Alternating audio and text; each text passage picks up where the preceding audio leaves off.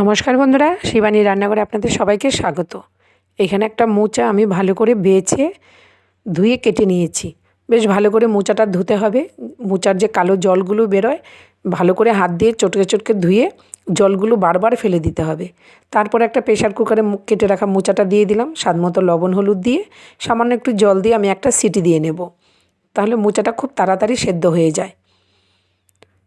একটা সিটি দিলেই আমি গ্যাসটা বন্ধ করে দেব। তারপরে একটা মিক্সি জারে একটা টমেটো, 4টে কাঁচা লঙ্কা, একটা পেঁয়াজ, 2 কোয়া রসুন আর একটু চারমগজ সামান্য একটু জল দিয়ে আমি মিহি পেস্ট করে একটা বাটিতে নামিয়ে নিচ্ছি। দেখুন মিহি পেস্ট করা হয়ে গেছে, নামিয়ে নিয়েছি। তারপরে এখানে জিরে ধনে আদা আমার আগেই পেস্ট করা ছিল, ফ্রিজে রাখা ছিল, সেটাও বের করে নিয়েছি। একটা সিটি পড়ে গেছে, আমি একটা ঝুড়িতে মোচার জলটা ঝরিয়ে নেব। কড়াইতে তেল দিয়ে দিয়েছি। এবার আমি একটা কেটে রাখা আলু ভেজে নেব। সামান্য একটু লবণ হলুদ দিয়ে দিয়েছি। ভালো করে নেড়ে লাল করে ভেজে নামিয়ে নেব। আমি আজকে মোচার এই কোপ্তাটার মধ্যে একটা আলু দিয়েছি। আপনারা যদি চান আলুটা নাও দিতে পারেন, কিন্তু এই শীতের মধ্যে নতুন আলু খুবই ভালো লাগে খেতে। এবার মোচার জলটা এইভাবে হাত দিয়ে ভালো করে চেপে চেপে, যতটা সম্ভব হাত দিয়ে ভালো করে চেপে জলটা ফেলে দিতে হবে। তারপরে একটা পাত্রে নিয়ে নিয়েছি কেটে রাখা সেদ্ধ করা মোচাগুলো, একটা সেদ্ধ আলুও দিয়ে দিলাম। বেশ ভালো করে মেখে নিতে হবে যাতে আলুর কোনো দানাটা না থাকে। স্বাদ মতো লবণ আর হলুদ দিয়ে দিয়েছি। জিরে ধনে পেস্ট করা ছিল লঙ্কা একসাথে, সেটা দিয়ে দিলাম 1 চামচ। গরম মশলা গুঁড়ো দিয়ে দিলাম, একটু ঝাল লঙ্কার গুঁড়ো দিয়ে দিয়েছি, কুচানো ধনেপাতাও দিয়ে দিয়েছি। এবার সমস্ত উপকরণগুলো আমি খুব সুন্দর করে মেখে নেব। ভালো করে মেখে নিতে হবে যাতে আলুর কোনো দানা না থাকে। এবার আমি হাতটা ধুয়ে হাতের মধ্যে তেল মেখে চলে এসেছি।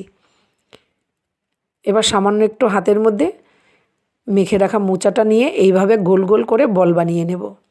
আপনারা চাইলে যে কোনো শেপ দিয়ে নিতে পারেন, কিন্তু আমি গোল গোল করে নিচ্ছি। এটা আমি আমিষভাবে করছি, পেঁয়াজ রসুন দিয়ে। আপনারা যদি চান নিরামিষভাবেও করতে পারেন, শুধু পেঁয়াজ রসুনটা স্কিপ করে যাবেন।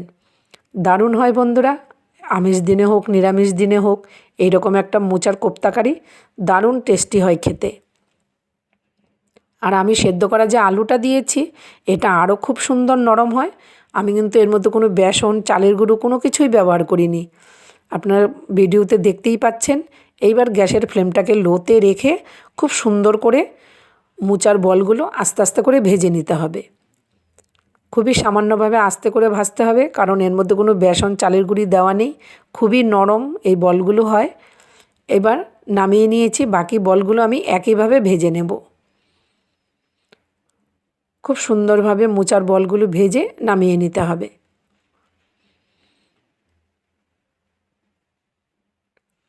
নামিয়ে নিয়েছি বন্ধুরা।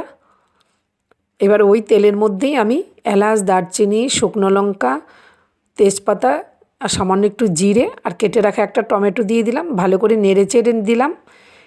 এবার পেস্ট করে রাখা জিরে ধনে লঙ্কা বাটা দিয়ে দিয়েছি 1 চামচ, হলুদ আর লবণও দিয়ে দিলাম, একটু কাশ্মীরি লঙ্কার গুঁড়ো দিয়েছি জাস্ট কালারের জন্যে। এবার ভালো করে আমি কষিয়ে নেব যাতে জিরে আদার কাঁচা গন্ধটা চলে যায় এবং তেলটাও আলাদা হয়ে যায়। ভালো করে কষিয়ে নিয়েছি, দেখুন তেলটা কি সুন্দর আলাদা হয়ে গেছে। এইবার আমি চারমগজের সাথে যে আরও লঙ্কা পেঁয়াজ রসুন পেস্ট করেছিলাম সেটা ঢেলে দিয়েছি। সামান্য একটু বাটি ধুয়ে জলটাও দিয়ে দিয়েছি। তেলটা দেখুন উপরে ভেসে উঠেছে, ভালোভাবে কষানো হয়ে গেছে। এবার ভেজে রাখা আলুটাও দিয়ে দিলাম, দিয়ে আবারও আমি ভালোভাবে কষিয়ে নেব। তাহলে এই আলুটা খেতে দুর্দান্ত লাগে এইভাবে কষিয়ে নিলে মশলার সাথে। আলুটা খুব সুন্দর নরমও হয়ে যায়। কিছুক্ষণ ঢেকে দিয়ে ঢাকনাটা তুলে ভালো করে নেড়ে চেড়ে আবারও গরম জল দিয়ে দিলাম। পরিমাণ মতো জলটা দিয়ে দিয়েছি। এবার 4 থেকে 5 মিনিট আমি ভালো করে ঢেকে ফুটিয়ে নেব।